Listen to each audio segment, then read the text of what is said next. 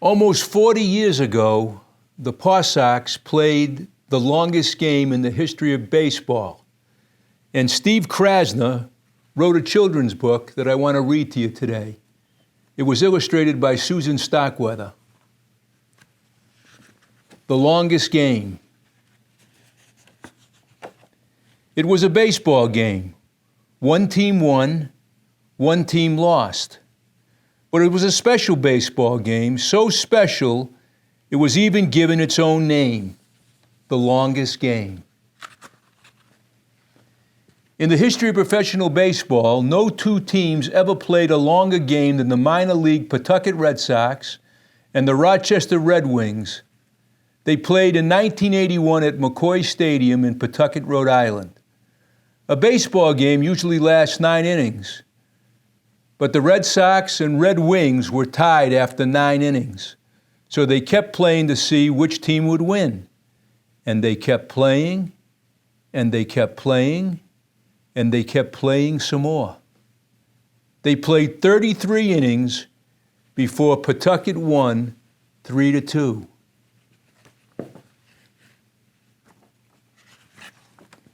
The game began on a cold, windy April 18th night.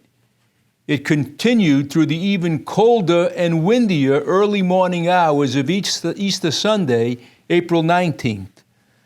A halt was called after 32 innings. The exhausted teams, tied at 2-2, had only 27 people left in the stands. The longest game was restarted and completed on a warm, festive June 23rd night in front of 5,756 fans and newspaper, television, and radio people from all around the country, as well as from England and Japan. Absolutely unbelievable, said Pawtucket manager Joe Morgan at the time. Unbelievable, but true. It's all there in the record books, all there in display at the Baseball Hall of Fame in picturesque Cooperstown, New York. Many of the players in the longest game made it to the major leagues. Some, like Rochester's Cal Ripken Jr. and Pawtucket's Wade Boggs, became superstars. Some, like Pawtucket's Dave Koza, who got the game-winning hit, never made it to the major leagues. Joe Morgan made it as a manager. So did Rochester manager Doc Edwards. They all have one very special thing in common, however. They are all part of baseball history. But they had no idea they were about to participate in something special when they arrived at McCoy Stadium on Saturday, April 18th, 1981. They did know it was cold, though, very cold. They knew strong winds were blowing in at a small ballpark, so strong it was impossible to hit a home run. And they soon found out one of the light towers wasn't working, causing a half-hour delay at the start. The game finally began at 8 o'clock. It seemed like just another game, nothing special. Pawtucket was losing 1-0, but the Paw Sox tied the game at 1-1 in the bottom of the ninth, sending the game into extra innings. No one was thinking about baseball history then. It was just too cold. And besides, most extra inning games are decided in a few innings or so. Not this time, though. The game dragged on. It was cold and getting colder. The players tried to keep warm as best they could. When they weren't on the field, they were in the locker room drinking coffee and hot chocolate. They put on an extra pair of long underwear. Some players even tossed broken bats into empty garbage barrels and lit them on fire. They held their hands over the fire to warm their frozen hands. There was only 1,740 fans at the game when it started. The number kept going down as the temperature went down, and the innings piled up. The remaining fans huddled under blankets to keep warm. At 1 o'clock in the morning, on Easter morning, Pawtucket Red Sox officials Ben Mondor, Mike Tamburro, and Lou Schweckheimer noticed an International League rule that said no inning could start after 12:50 a.m. Unfortunately, the umpire's rule book didn't contain the same rule. So the teams kept playing and playing and playing. Pawtucket officials tried calling Harold Cooper, the league's president, for an official ruling. He wasn't home at 1:30 in the morning. He wasn't home at 2 o'clock. He wasn't home at 2:30. So they kept playing and playing and playing. Rochester scored a run in the top of the 21st inning. Finally, it looked like the long night would come to an end. But Pawtucket tied the score in the bottom of the 21st. Wade Boggs drove in the tying run. And they kept playing and playing and playing. I didn't know whether to boo him, kiss him, or kill him, said Debbie Boggs, Wade's wife, who still was at the game with the couple's 2-year-old daughter, Megan. Joe Morgan argued an umpire's call in the 22nd inning. He was thrown out of the game for arguing. Pitching coach Mike Rourke replaced him as manager for the rest of the game. And they kept playing and playing and playing. Pawtucket Red Sox officials finally reached Harold Cooper. He said if the game was still tied after that inning, after the inning they were playing, they could stop playing for the night. Rochester had a chance to win the game in the 32nd inning. But Pawtucket outfielder Sam Bowen threw out a runner at home plate in that inning, so the teams were still tied 2-2 after 32 innings. They stopped playing at exactly 4:07 Easter Sunday morning.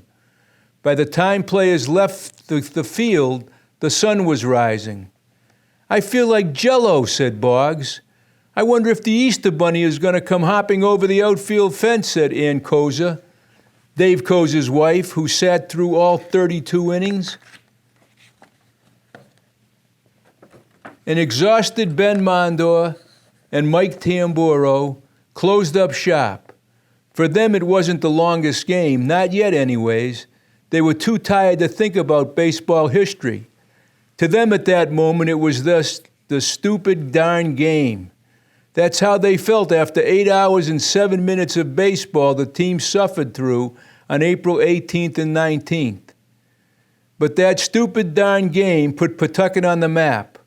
Calls poured in from all over the country on Easter Sunday morning as the Pawtucket Red Sox and Rochester Red Wings prepared to play the afternoon scheduled game.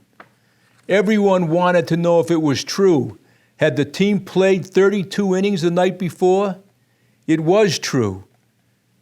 And the fact that they had all participated in something special began to sink in. The next morning, we started thinking about history, said Dallas Williams, the Rochester player. Man, we just played 32 innings of baseball. We joked about it. We had smiles on our faces. I was thankful I was a baseball player on the field that night. But the game wasn't over. It was still tied 2-2.